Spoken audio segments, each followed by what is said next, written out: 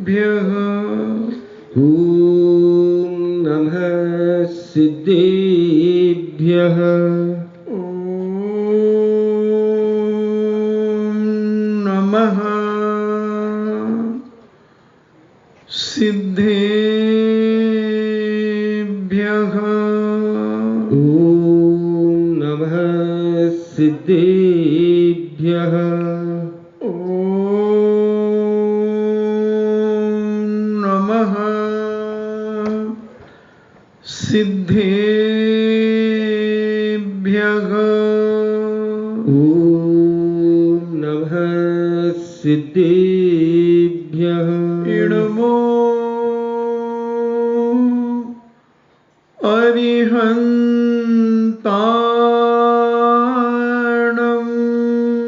नमो अरिहन्ताणम् इडमो सिद्धाणम् नमो सिद्धाणम् इडमो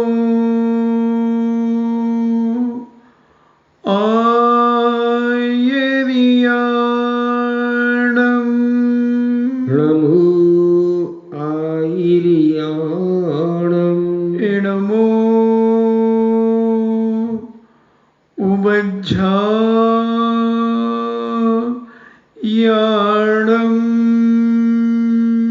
नमो उवज्झायाणम्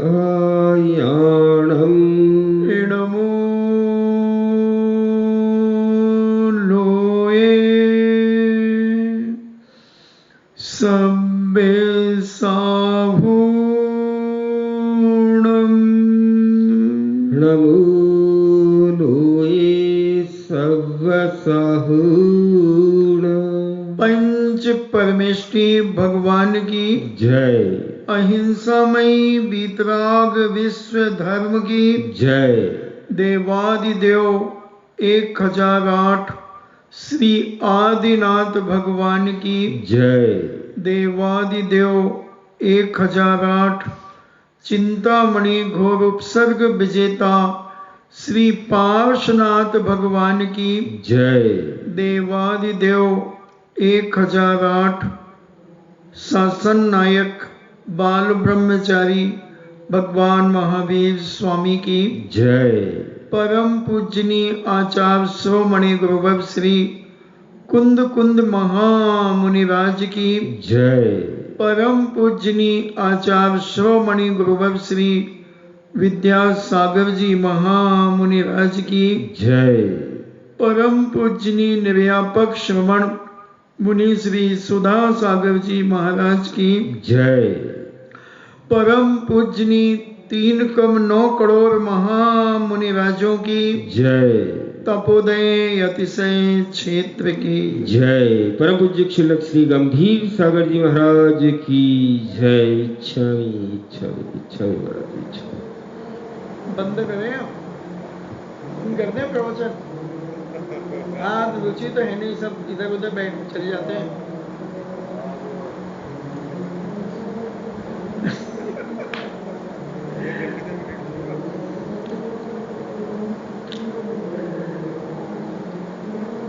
बंद करें?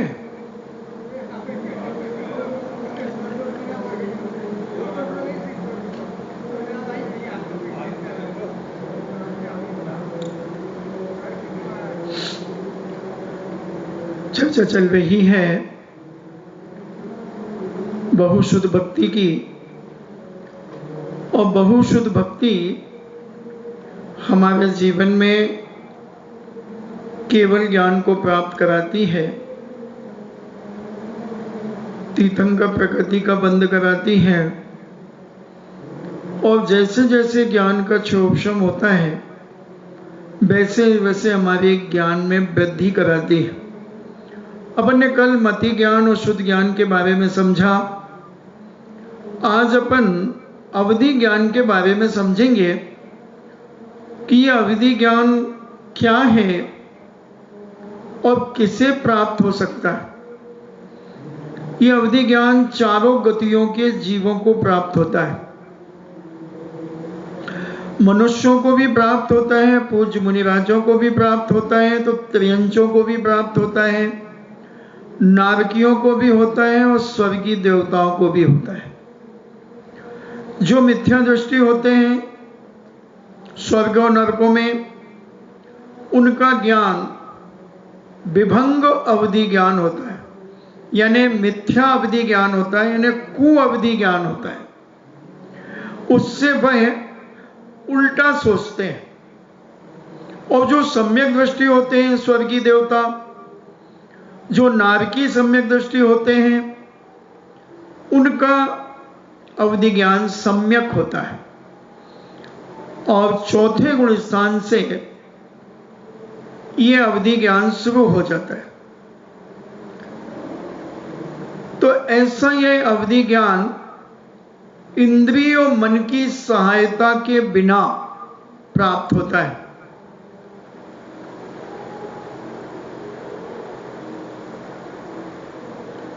इंद्रिय और मन के बिना, और ये मर्यादा को लेकर के होता है, अवधि यानी सीमा बना करके होता है, जिसमें विषयभूत पुद्गल की मर्यादा कही गई है, जो द्रव्य छेद काल भाव को मर्यादा रूपी द्रव्य का विषय करता है। ये द्रव्य पुद्गल वस्तु का द्रव्य का विषय करता है। मन में क्या सोच रहे हो ये नहीं बताएगा, मगर आपकी मुट्ठी में क्या है ये बता देगा। तो ऐसे द्रव्य छेद काल भाव की मर्यादा रूपी द्रव्य को विषय करता है।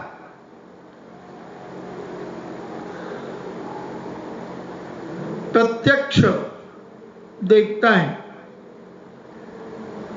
कोई इंद्रिय आदि का अपेक्षा नहीं रखता, मात्र आत्मा से उत्पन्न होने के कारण ये प्रत्यक्ष भी माना जाता है। और ये अवधि ज्ञान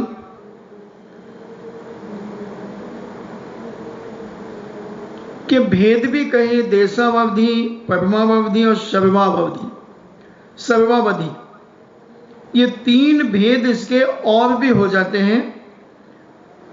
देशावधि, परमावधि और सर्वावधि, ऐसा ये अवधि ज्ञान को पूज्य पूज्यपाद स्वामी नमस्कार करते हैं। इस अवधि ज्ञान के होने पर शरीर में चिन्ह होते हैं। नाभि के ऊपर जो चिन्ह होते हैं, कलश, स्वास्तिक, श्रीवत्स, ऐसे कई चिन्ह होते हैं जिनके शरीर में, उससे पता लग जाता है कि इनको अवधि ज्ञान है। और नाभि के नीचे स्थान पर अशुभ चिन्ह होते हैं, वह कुअवधि ज्ञान के प्रतीक होते हैं। मिथ्या दृष्टि को कुअवधि ज्ञान होता है। नारकी जो मिथ्या दृष्टि होते हैं वो उस कुअवधि ज्ञान को प्राप्त करते हैं, क्योंकि ये भाव प्रत्यय अवधि ज्ञान होता है। एक गुण प्रत्यय अवधि ज्ञान होता है और एक भाव प्रत्यय होता है। कि जैसे देव पर्याय में जाएंगे, ये भाव प्रत्यय अवधि ज्ञान है। ये नियम से वहां अवधि ज्ञान होगा ही होगा, नियम से होगा। जन्म लेने के कुछ क्षणों बाद अवधि ज्ञान हो जाएगा। एक अंतर मुहूर्त के बाद स्वर्गों में अवधि ज्ञान प्राप्त हो जाता है, और उस अवधि ज्ञान के माध्यम से वह देवता जानता है कि मैं कहां से आ गया, मैं पहले कहां था, क्यों आया, किस कारण से आया। ये सारा ज्ञान अंतर मुहूर्त के बाद वो प्राप्त कर लेता है। तो ये अवधि ज्ञान के माध्यम से हम द्रव्य छेद काल भाव की बातों को जानते हैं, रूपी पदार्थों को। ऐसा यह अवधि ज्ञान को पूज्यवर नमस्कार करते हैं।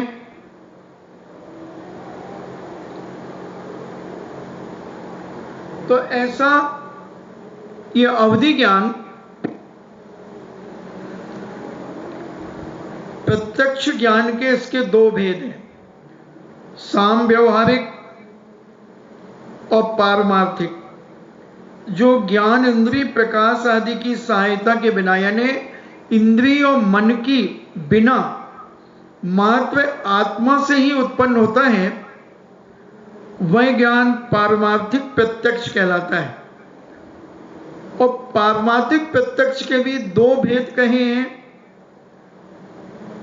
विकल्प पारमार्थिक प्रत्यक्ष और सकल पारमार्थिक प्रत्यक्ष। अवधि ज्ञान क्षयोपशमिक ज्ञान होने से वह मात्र रूपी पदार्थों को ही ज्ञान का विषय करने से विकल्प पारमार्थिक प्रत्यक्ष अवधि ज्ञान कहलाता है, क्योंकि यह रूपी पदार्थ को जानता है। अवधि ज्ञान का मतलब अव यानी नीचे, अव यानी नीचे, और धी यानी ज्ञान, अर्थात जिसका ज्ञान नीचे नीचे अधिक है वह अवधि ज्ञान कहलाता है। जैसे स्वर्गीय देवता ऊपर के देवताओं के बारे में नहीं जानेगा, जहां वो है उसके नीचे के देवताओं के बारे में वो जानेगा अपने अवधि ज्ञान के माध्यम से। इनके क्षयोपशम की अपेक्षा असंख्यात भेद हैं, इन्हें अवधि ज्ञान असंख्यात भेद वाला भी है, क्योंकि जघन्य देशावधि ज्ञान जो है वह क्षेत्र सूक्ष्म निगोदिया जीव की जघन्य अवगाहना प्रमाण है। जो देशावधि है वो बहुत सूक्ष्म है, बहुत थोड़ी सी बात को जानता है निगोदिया जीव के, जो उसका निगोदिया जीव की जो जघन्य अवगाहना है, यानी निगोदिया जीव का जो सबसे छोटा शरीर है उसका ही ज्ञान, उसकी अवगाहना प्रमाण ही जानता है। और उत्कृष्ट जो अवधि ज्ञान है उसका क्षेत्र लोक प्रमाण है, वो पूरे 3 लोक के प्रमाण को जानता है।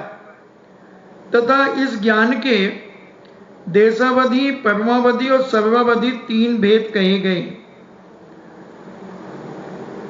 जो देशावधि अवधि ज्ञान है वो चारों गतियों त्रियंचों को भी अवधि ज्ञान हो जाता है। देव, नारकी, त्रियंचों, मनुष्यों को, चारों गतियों के जीवों को यह देशावधि अवधि ज्ञान प्राप्त हो जाता है।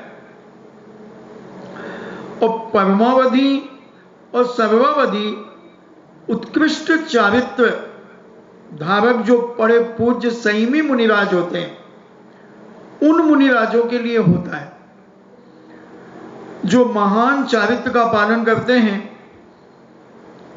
ऐसे मुनिराजों को तो देशावधि गुण प्रत्यय और भाव प्रत्यय के भेद से 2 प्रकार का है। गुण प्रत्यय के 6 भेद कहे उन्होंने, वर्धमान, हीमान, अनुगामी, अनुनुगामी, अवस्थित और अनवस्थित। भाव प्रत्यय में भी गुण प्रत्यय की 6 पर्याय पाई जाती हैं। ये देव और नारकियों के होती हैं। तो ऐसा ये अवधि ज्ञान को पूज्य महाराज अपनी शुद्ध भक्ति में, बहुशुद्ध भक्ति में बार बार नमस्कार कर रहे हैं। और ये अवधि ज्ञान के माध्यम से, जैसे पंचम काल के अंत में जो वीरांगज मुनिराज होंगे उन्हें अवधि ज्ञान होगा, ऐसे 1,000 वर्ष के बाद जो कल की राजा रहेगा, उस समय जो पहला ग्रास टैक्स के रूप में मांगेगा, तो उस समय किसी मुनिराज को अवधि ज्ञान होगा। अब उस अवधि ज्ञान के माध्यम से वो जानेंगे कि ये कल्कि का राज्य चल रहा है और इस कल्कि के राज्य में हम अपनी चर्या आगम के अनुसार नहीं पाल सकेंगे। तो बस अवधि ज्ञान के माध्यम से वो जानकर समझ जाएंगे कि कल्कि दुराचारी है, धर्म विरोधी है, और अपना समय जान करके समाधि आदि लेकर स्वर्ग को प्राप्त हो जाएंगे। ऐसा जैनाचार्यों ने कहा, क्योंकि हर 1000 वर्ष में एक कल्की और 500 वर्ष में एक उपकल्की होता है। उपकल्की के समय थोड़ा सा धर्म होता है और कल्की के समय धर्म का विनाश होता है। तो ऐसा ही अवधि ज्ञान, अपन इसकी वंदना करें, नमोस्तु करें, और जो मनः पर्याय ज्ञान है, ये मनः पर्याय ज्ञान पूज्य मुनिवर को ही होता है। वो भी लाखों करोड़ों मुनियों में कोई एकाध मुनिराज को होता है। ये मनः पर्याय ज्ञान को भी पूज्यवर अपनी भक्ति के माध्यम से कहते हैं कि जो दूसरे के मन में स्थित, यानी वो पूज्य मुनिराज जो मनः पर्याय ज्ञानी होते हैं, वो आप अभी इस समय क्या सोच रहे हैं वो पहचान लेंगे, वो पकड़ लेंगे आपके सोच को। दूसरे के मन में स्थित रूपी पदार्थ को मन से जानकर जो पूज्य मुनिराज प्राप्त कर लेते हैं कि आप इस समय क्या सोच रहे हैं, क्या सोचेंगे, तो ऐसे उस गुण को प्राप्त होते हैं। तथा जो ऋजुमति और विपुलमति 2 प्रकार का ज्ञान होता है। मनः पर्याय ज्ञान, उस मनः पर्याय ज्ञान की स्तुति, यानी पूज्यवर उसकी स्तुति करते हैं। मनः पर्याय ज्ञान विपुलमति और ऋजुमति। ऋजुमति तो सीधा सीधा जानता है, मगर जो विपुलमति है वो आपने 10 साल 100 साल पहले क्या सोचा था वो जान जाएंगे, 10 साल बाद क्या सोचोगे वो जान जाएंगे, चिंतित अर्धचिंतित आपने क्या क्या किया है जो सोच करके कई बार भूल गए तो वो भी जान जाएंगे। तो ऐसे मनः पर्याय ज्ञानी मुनिराज जो 6ठे 7वें गुणस्थान में होते हैं और 6ठे गुणस्थान में उसका प्रयोग करते हैं, तो दूसरों के मन में स्थित विचारों को वो जान जाते हैं। ऐसे मनः पर्याय ज्ञानी मुनिराज की कोटि कोटि नमोस्तु करते हैं। और ये मनः पर्याय ज्ञान कुटिलता से भी अगर तुमने कुछ सोचा है, मायाचारी छल कपट से भी अगर कुछ सोचा है अपने मन में, तो वो भी पूज्य महाराज अपने ज्ञान में उसमें पकड़ लेंगे। तो मनः पर्याय ज्ञान दूसरों के मन में स्थित सरल व कुटिल पदार्थों को विषय करता है। वह कर्मभूमि, इन्हें देवों को नहीं होता मनः पर्याय ज्ञान, नारकियों को नहीं होता, त्रियंचों को नहीं होता। कर्मभूमि में जो मनुष्य है, मनुष्य में भी जो मुनिराज हैं जो संयम धारण करते हैं, तो ऐसे संयमी मुनिराजों के ही उत्पन्न होता है। उसमें विशेष जो चारित्र के आराधक होते हैं, जो नियम संयम का उत्कृष्ट होता है।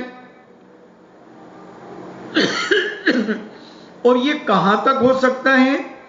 6ठे गुणस्थानवर्ती मुनिराज से लेकर 12वें गुणस्थान वाले मुनिराज तक यह मनः पर्याय ज्ञान प्राप्त होता है। और इस ज्ञान के 2 भेद जो कहे, ऋजुमति और विपुलमति, ऐसे 2 भेद जानना। तो ऐसे मनः पर्याय ज्ञान जो मन की बात को जान लेते हैं, ऐसे मनः पर्याय ज्ञान को कोटि कोटि हमारा नमोस्तु।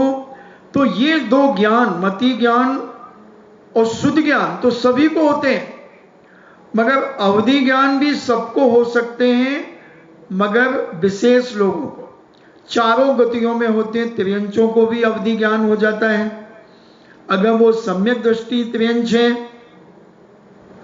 तो वो सही सही सोचेगा, मिथ्या दृष्टि है तो उल्टा सोचेगा। जैसे नारकियों के लिए उदाहरण आते हैं। पूज्य कार्तिकेय अनुपेक्षा में कार्तिकेय स्वामी ने कई उदाहरण दिए और भी त्रिलोक पंडिती आदि में लक्षण दिए कि वो अवधि ज्ञान से उल्टा उल्टा सोचता है। जैसे माँ अपने बच्चे को मालिश करती है, तेल लगाती है, और दूसरा नारकी आकर के भिड़ा देता है कि देख तेरी माँ है ये, इसको पहचान। वो कहता हाँ मेरी माँ है ये, मगर ये तेरे को मालिश के बहाने तेरे हाथ पैर तोड़ना चाह रही थी। तो वो एकदम उत्तेजित होता है और अपनी मां के हाथ पैर तोड़ देता है।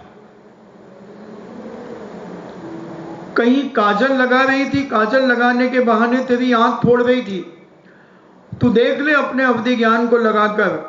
और वह मिथ्या दृष्टि है तो फौरन समझेगा कि हाँ ये मेरी मां मेरी आंख फोड़ने के लिए, देखो ये काला सलाई डाल रही थी काली मेरी आंख में, और वह अपनी मां की आंख फोड़ देगा। तो इस अवधि ज्ञान के माध्यम से जो कुअवधि ज्ञान है वो उल्टा ही सोचता है क्योंकि उस भूमि का ऐसा प्रभाव होता है नरकों का कि वह सच्चा भी सोचना चाहे तो उल्टा ही सोचता है।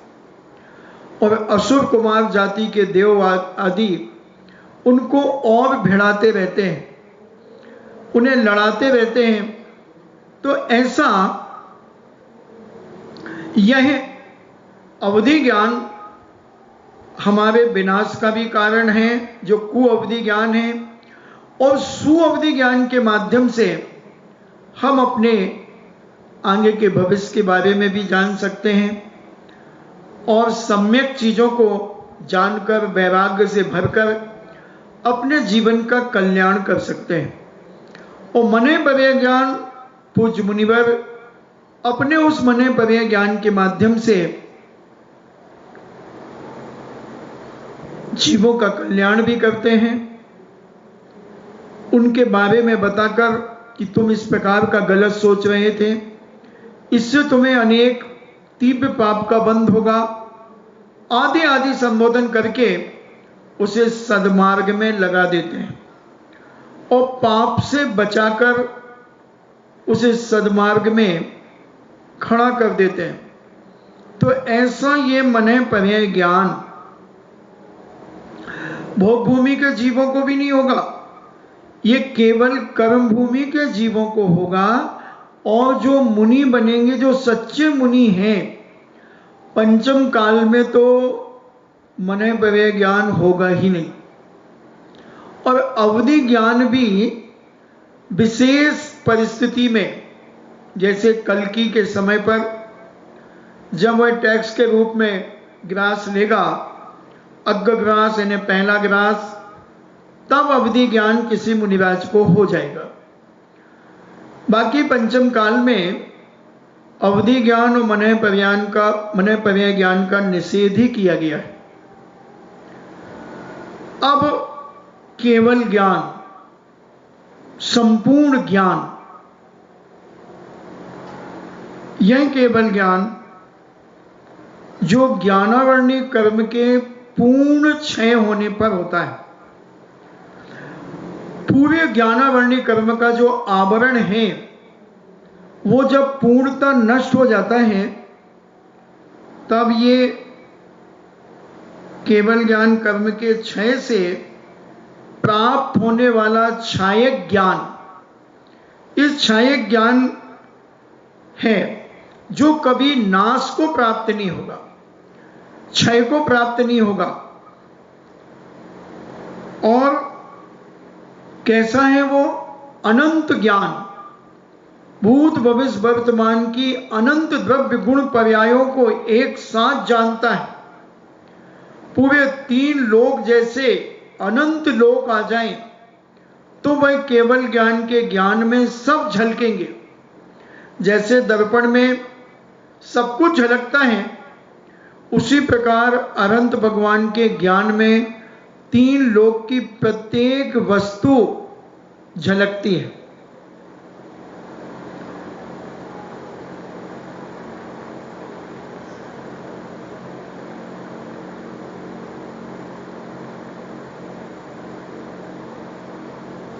यह अद्वितीय होता है और जिसके साथ कोई क्षयोपशमिक ज्ञान नहीं रहता।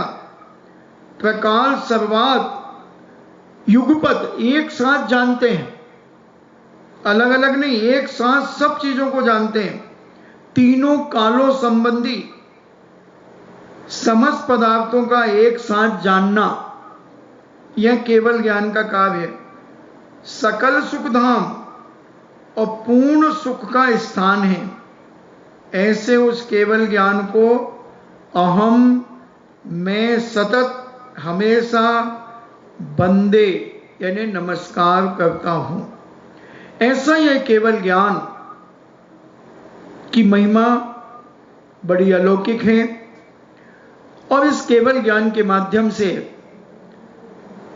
प्रभु जानते नहीं है, उनको झलकता है, उन्हें दिखता है। जैसे दर्पण देखता नहीं है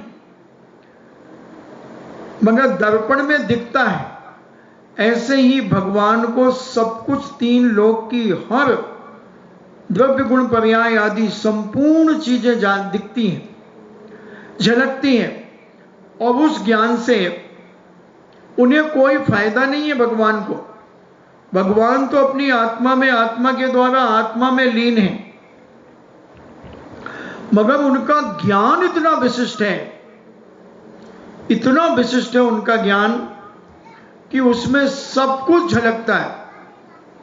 पूरे तीन लोक की सारी वस्तुएं उनके ज्ञान में स्पष्ट झलकती हैं। तो ऐसा यह केवल ज्ञान जो केवल क्षयिक ज्ञान माना जाता है, जो कभी कभी क्षय को प्राप्त नहीं होगा।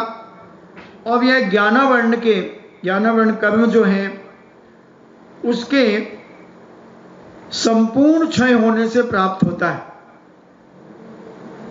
बड़ा निर्मल होता है, विशुद्ध होता है और अनंत होता है। यह असहाय ज्ञान है, यह किसी की सहायता से नहीं होता। ऐसा यह ज्ञान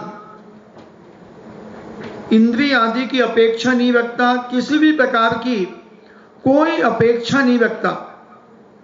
यह सकल परमार्थिक ज्ञान माना जाता है। त्रिकालवर्ती समस्त द्रव्य उनके अनंत गुणों को और अनंत पर्यायों की यह ज्ञान हस्तावलक, जैसे हाथ पे रखी हुई वस्तु को हम देखते हैं, ऐसा केवल ज्ञानी के ज्ञान में ये संपूर्ण तीन लोक एक जुगनू के समान टिमटिमाता है। जैसे हमें एक तारा दिखता है, ऐसा जिनैन भगवान के ज्ञान में ये पूरा तीन लोक एक तारे के समान टिमटिमाता रहता है। ऐसा विशाल ज्ञान इनका है। और यह आत्मा में इसके उदय होने पर क्षयोपशमिक भाव का अभाव हो जाता है। क्षयोपशमिक जो होता है वो भाव समाप्त होकर के इनके संपूर्ण जो घातिया कर्म है, ज्ञानावर्णी, दर्शनावर्णी और मोहिनी और अंतराय, ये समाप्त हो जाते हैं। और ऐसा ज्ञान, इनके चार घातिया कर्म नष्ट होने पर यह ज्ञान प्राप्त होता है। तो ऐसे केवल ज्ञान को पूज्यवर कहते हैं सदा नमोस्तु करो, सदा वंदे, सदा वंदना करो कि हे भगवान, ऐसा केवल ज्ञान मुझे भी कब प्राप्त हो। भावना भाने में कोई पैसा नहीं लगता, भावना तो भाना ही चाहिए अपने जीवन में। अब जो कहते हैं हमने इतनी स्तुति की है, उसका फल क्या है, उस फल की प्रार्थना करते हैं। इस प्रकार तीनों लोकों के नेत्र स्वरूप मति आदि ज्ञान की, यानी मति ज्ञान, शुद्ध ज्ञान, अवधि ज्ञान और मनय पर्याय ज्ञान और केवल ज्ञान, इनकी स्तुति करने वाले मैं यानी मुझे लघु यानी शीघ्र ही ज्ञान फलम ज्ञान का फल ज्ञान रिद्धि ज्ञान स्वरूप रिद्धि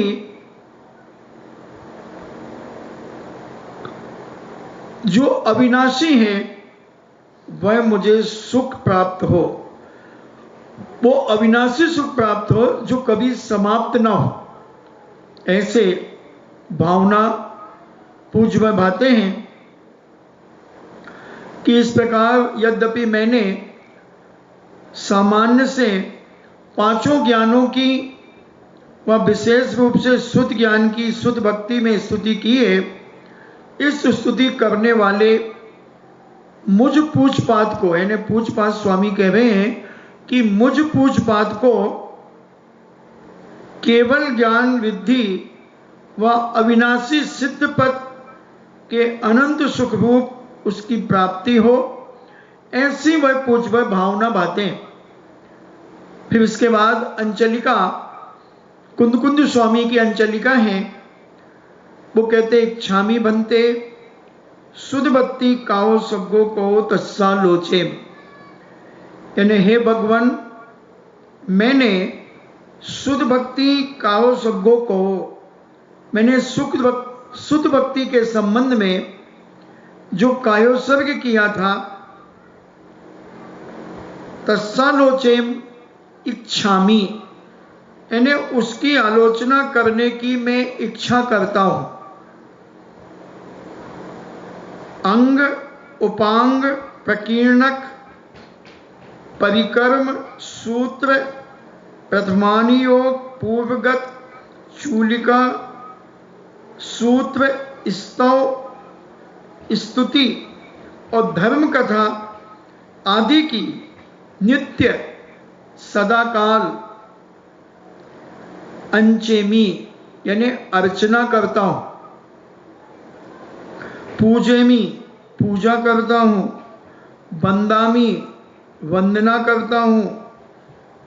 इनकी स्तुति पूजा आदि के फलस्वरूप मेरे दुख को मेरे दुख का क्षय हो, कम्मक हो मेरे कर्मों का क्षय हो, और अंचेमी पूजेमी बंदामी दुखों को कम्मक हो बोहिला हो मुझे बोधि की प्राप्ति हो, सुगई गणनम मेरा सुगति में गमन हो, समाहि मरणम और मेरा समाधि मरण हो, और मध्यम संपत्ति गुण जिन गुण संपत्ति हो मध्यम मध्यम यानी मुझे जिन गुण संपत्ति जिनेन्द्र भगवान की जिनेन्द्र देव की गुणों की संपत्ति की प्राप्ति हो, मुझे लाभ हो, ऐसा पूज्यवर इस शुद्ध भक्ति में बहुशुद्ध भक्ति में उन्होंने कहा कि मैंने आपकी भगवान भक्ति की है बहुशुद्ध की, उसके माध्यम से मेरे दुखों का क्षय हो, मेरे कर्मों का क्षय हो, मुझे बोधि की प्राप्ति हो, सुगई गणनम मेरा सुगति में गमन हो, और जिनगुण संपत्ति हो मध्यम, हे जिनेन्द्र देव आपके गुणों की मुझे प्राप्ति हो। ऐसी भावना पूज्यवर ने अपनी भक्ति के द्वारा प्राप्त की। ऐसी भावना उन्होंने भाई, उस भावना के माध्यम से उन्होंने जिनेन्द्र भगवान के मुखारविंद से जो दिव्य ध्वनि है, उस दिव्य ध्वनि का बहुशुद्ध यानी 11 अंग 14 पूर्व का वर्णन करके उनको नमस्कार किया है। अपन अब पाद प्रक्षालन 8वें नंबर की बात कह रहे हैं। पाद प्रक्षालन पर क्या करना, उस समय पाद प्रक्षालन करते समय उच्च आसन पर विराजमान करके एक थाली में एवं ग्लास में पानी लेकर पूज्यवर साधु परमेष्ठी के पाद प्रक्षालन करवाने का निवेदन करें। पानी ज़्यादा गर्म भी ना हो और ज़्यादा ठंडा भी ना हो। मौसम को देखकर मौसम के अनुसार ही पानी रखें। यदि सर्दी अधिक हो तो पाद प्रक्षालन करके तौलिए से पोंछ लें। यदि साधु पोंछने के लिए मना करें तो हट ना करें। गंधोदक को सिर पर लगावें और शेष बचे तो किसी लोटे आदि में भरकर रख लें। यदि 2-4 साधु का पाद प्रक्षालन करना है तो गंधोदक को लोटे में भरते जावें। आहार के बाद उसका ऐसे स्थान पर विसर्जन करें जहां किसी के पैर आदि नहीं लगते हो। पाद प्रक्षालन में ज़्यादा पानी भी न डालें और बहुत कम भी न डालें। गंधोदक को ऐसे स्थान पर रखें कि वह जूठे बर्तन में या पैर धोने में या नाली आदि में नहीं जावे, अन्यथा पाप लगेगा। पैर धुलाते समय विवेक रखें, पानी थाली के बाहर नहीं गिरावें, जमीन गीली होने से गंदा सा लगेगा। तो ऐसा यह कार्य आप करें। पूजन करते समय भी सावधानी रखें। क्या सावधानी रखना है पूजन करते समय? द्रव्य के चावल आदि जो हैं वो नीचे ना गिरावे। यदि चावल गिर जावे तो पूजन पूरी होने के बाद उन चावल आदि को, पुष्प आदि को उठा करके अपनी द्रव्य में रख लें। अचानक साधु का पड़गाहन किया है तो चढ़ा हुआ द्रव्य ना चढ़ावे। अगर पहले से एक साधु को तुमने पड़गाहन कर लिया था और द्रव्य उनकी पूजा कर ली थी और दूसरे साधु आ गए तो फिर क्या करोगे? तो वो चढ़ी हुई द्रव्य न चढ़ावे, भले ही चावल में ही अष्टद्रव्य की स्थापना करके चढ़ा देवे। पूजन उपरांत चढ़ी हुई द्रव्य की थाली को खुला नहीं छोड़ें। यदि मुनिराज का नाम याद नहीं है तो केवल मुनीन्द्र कहकर कह दें, अन्य साधु का नाम नहीं लेवे। पूरे अष्टक में छंद नहीं बोले, मात्र स्थापना एवं अर्घ में छंद याद है तो बोल सकते हैं। 2 छंद भी देखकर बोलें। यदि समय कम हो या साधु का स्वास्थ्य ठीक नहीं हो तो जल्दी जल्दी पूजा कर लें। पूरा द्रव्य नहीं चढ़ावें ताकि अन्य साधु आ जाए तो इधर उधर दौड़ करके भागा दौड़ी करना पड़ेगी। थाली दिखाते समय क्या करना? जिन वस्तुओं में ठंडे गरम का विकल्प नहीं हो वे वस्तु एक थाली में रखें। फलों की थाली अलग रखें। सूखे मेवा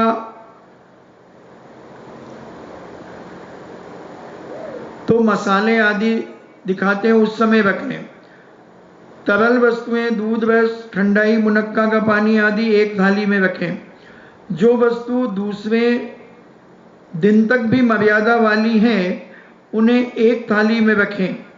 जैसे घी से बनी हुई जिसमें पानी आदि नहीं डला हुआ है तो उनको आप अलग रखें। लाडू बिना पानी का, मैसूर पाक आदि, तिल पट्टी, काजू कतली आदि।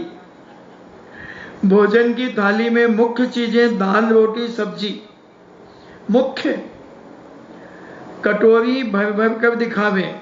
जो वस्तुएं साधुओं ने रखी हैं उनके अलावा शेष को वापस उसी बर्तन में डाल करके ढक करके रख दें। दिखाई हुई थाली को ढककर रखें ताकि सामग्री ठंडी आदि ना हो और कोई जीव जंतु आदि भी ना गिरे। सर्वप्रथम थाली में रोटी के गिलास बना करके आवश्यक रखें। सबसे पहले दाल, रोटी, सब्जी की थाली दिखावें। हो सके तो सभी चीजें दिखाएं, नहीं तो दाल, रोटी आदि मुख्य वस्तुएं एवं नमक, बूरा, मीठा आदि अवश्य दिखाएं। जिस वस्तु में छुआरा, मुनक्का, पिंड खजूर, बूरा, नमक, गुड़ आदि डाले हैं उन्हें स्पष्ट कह दें कि हमने इसमें थोड़ा मीठा डाल दिया है। छुपाना नहीं, कह दो। पकौड़ी, नमकीन, सब्जी आदि तेल घी जिससे बनी है उनके नाम बता दें। कड़ी में आंवला, अमचूर, नींबू जो भी डाला है स्पष्ट बता दें। मोहन भोग, केक, मोहन भोग केक को कहते हैं। मोहन भोग, बिस्कुट, हरडोबा जी क्या होता है, खमण आदि में सोडा, टाटरी, खांड, नींबू आदि जो भी डाला है उन्हें नाम लेकर के बताएं ताकि त्यागी खाने में नहीं आवे। टाटरी नहीं डालना चाहिए, कोई भी टाटरी न डालें, वो अशुद्ध होती है। थाली में पहले देख लें कि कहीं कोई जीवित या मरा हुआ जीव या बाल आल तो नहीं है, उन्हें अलग कर दें। फिर थाली दिखावे पहुँच करके पहले खाली थाली को अच्छे सूखे कपड़े से पोंछ लें, फिर उसमें सामान निकाल करके जमा करके दिखाएं। शोधन करते समय एकाग्रता रखें। इतना शोधन भी ना करें कि साधु की अंजलि देर तक खाली रहे और देने वाले को बार बार मांगना पड़े, लाओ जल्दी, तुमको अभी शोध रहे हैं। इतना शोधन भी ना करें कि सब्जी बहुत ठंडी हो जावे और सब्जी चम्मच से हिलाते समय चटनी बन जावे और बर्फी चूरमा बन जावे। सब्जी को चौड़े बर्तन में डालकर शोधन करें।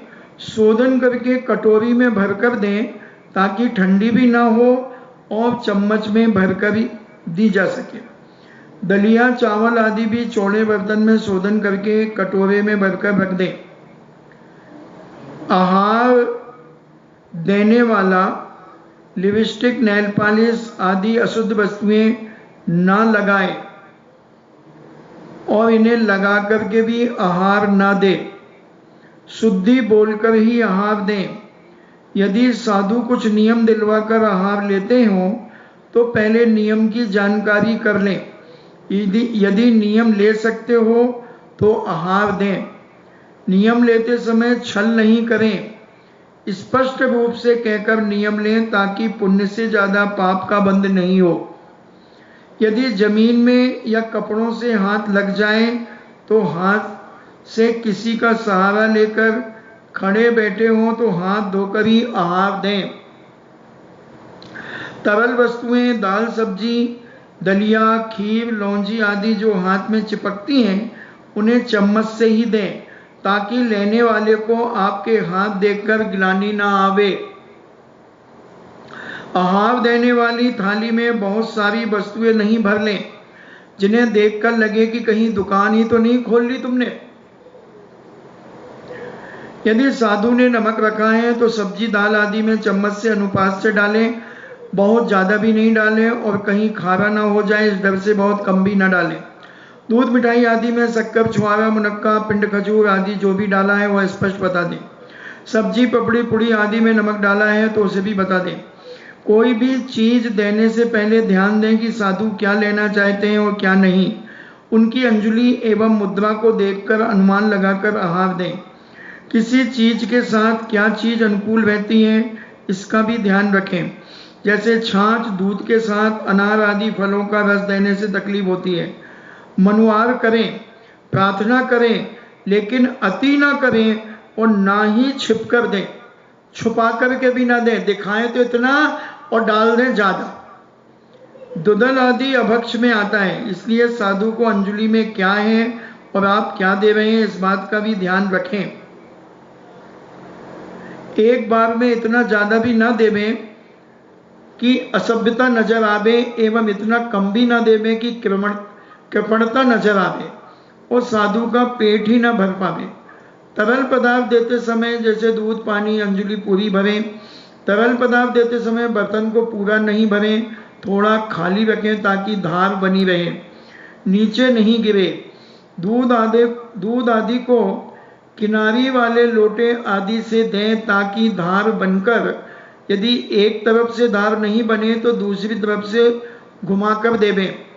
गिलास आदि को अच्छे से झुका लें ताकि दूध आदि नीचे नहीं गिरे। आहार देते समय ज्यादा नहीं बोलें, ज्यादा क्या, बिल्कुल ना बोलें तो बहुत अच्छा है।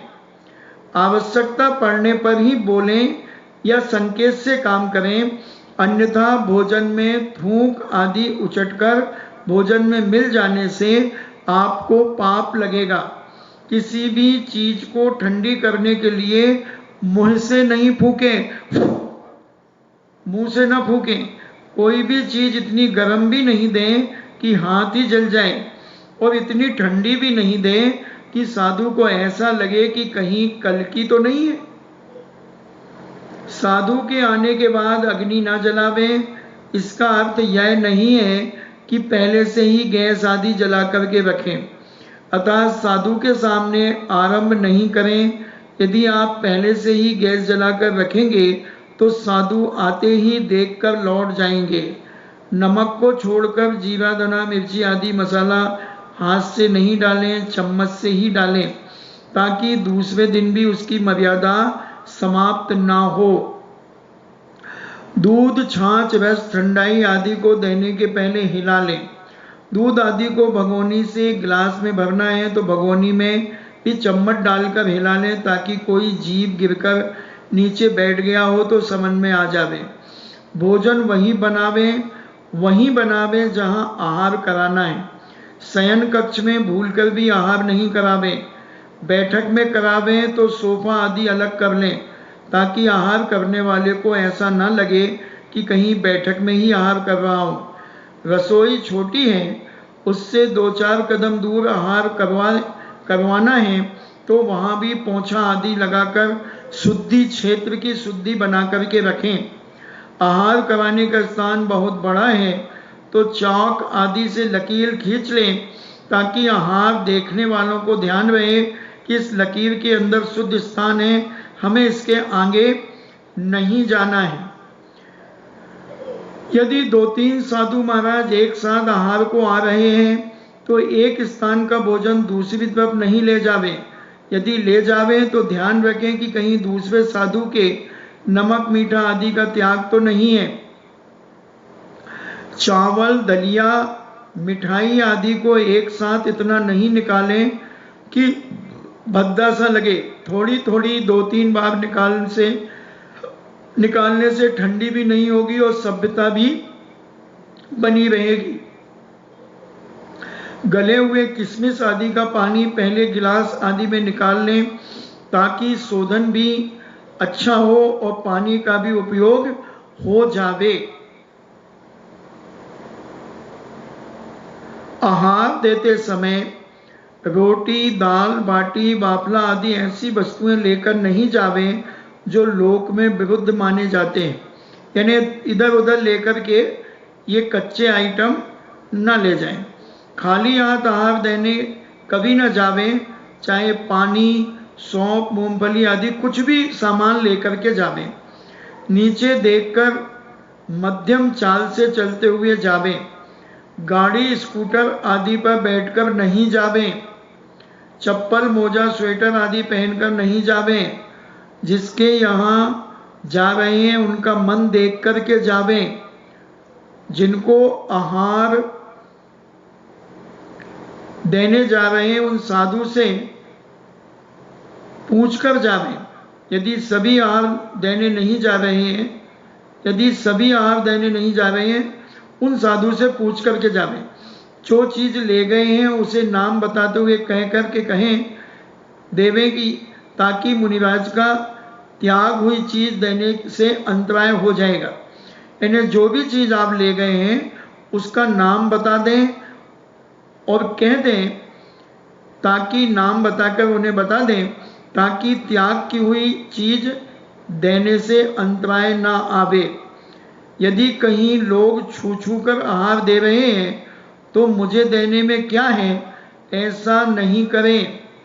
जो अशुद्ध वस्त्र पहनकर भी अशुद्ध बोलेगा, जो अशुद्ध वस्त्र पहनकर भी शुद्धि बोलेगा तो उसे तो महान पाप लगेगा कि अशुद्धि में तो है और उसके बाद भी शुद्धि बोल रहा है। तो ये सारे दोष आपको लगेंगे। कल ये आपकी किताब आज ही पूरी कर दूं, प्रवचन भी आज ही समाप्त, फिर कल से बंद। हाँ, और क्या क्या मतलब? जब तुम्हें रुचि नहीं तो मुझे तो बोलने की बीमारी है ही नहीं। इसलिए मेरा मन तो यही कहता है कि आज अंतिम समाप्त करें, तुम भी अपने काम करो, हम भी अपनी सामयिक 2-3 घंटे की और बढ़ा दें। हमारा तो यहाँ घाटा है, हमारा लाभ थोड़ी हो रहा है। कैसे दो? की को दो? दरियों को? बट ठिठोलिया करवा सब बैठी अटी उठे, तो कोई मतलब थोड़ी है। विचार कर लेना, मुझे बता देना कल आप लोग सब मीटिंग करके, नहीं तो फिर हम कल से तो आएंगे ही नहीं। अगर आपको सुनना हो तो आप विचार कर लेना, नहीं तो फिर बंद। तो आज ही पूरा कर दें ये, अभी तो 8-10 हुए हैं, 10 मिनट में और हो जाएगा। हैं?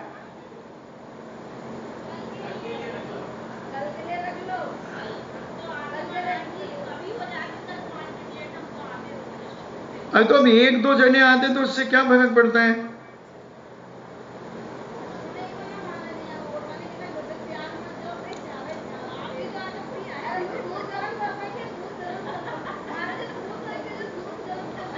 अरे तो तुम अपनी समस्या निपटाओ, हमें तो फ्री करो, हमें क्यों फंसा रहे अपनी समस्या में? आप लोग कल विचार करके मुझे शाम को बता देना, तो मैं उस प्रकार से अपना हिसाब बना लूंगा। जिन वाणी के ज्ञान से सूझे लोकालोक, सो वाणी मस्तके धरो सदा देत हूँ धो।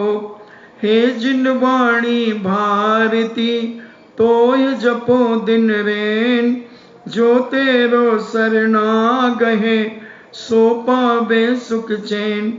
देव भजो अरिहंत को गुरु सेवा निर्ग्रंथ, दया धर्म पालो सदा यही मोक्ष का पंथ।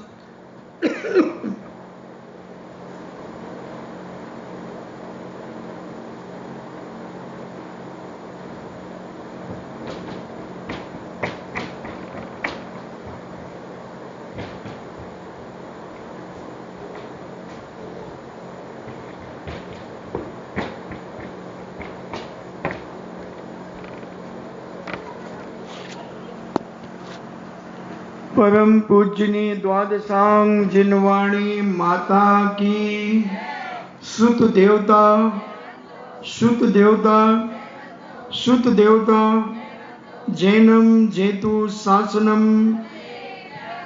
जैनम जेतु शासनम, जैनम जेतु शासनम।